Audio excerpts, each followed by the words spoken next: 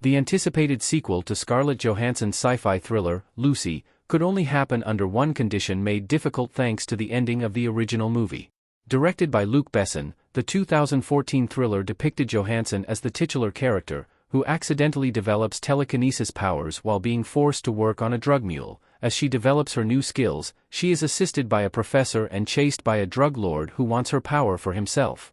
Lucy received positive reviews upon release and proved a success at the box office, grossing more than $469 million worldwide. A sequel to the movie has been anticipated since the movie's release in 2014. Director Luc Besson has been open about the struggles to create a sequel to Lucy and his inability to connect to the project. While there is still hope for a sequel to the sci-fi movie, there is one crucial element that it requires for it to be as successful as the original. In 2015, it was announced that Lucy 2 was in development, but this movie has not come to fruition since then.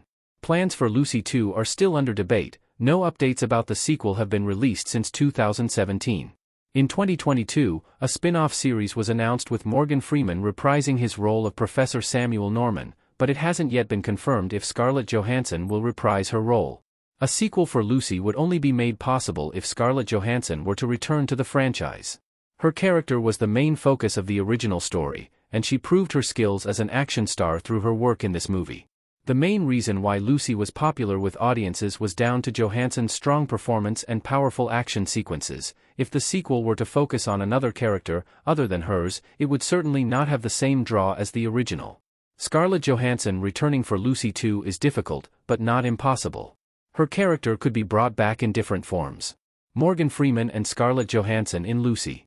The ending of Lucy sees Johansson's character reaching 100% of her brain capacity, before transforming into a supercomputer and leaving her physical form behind.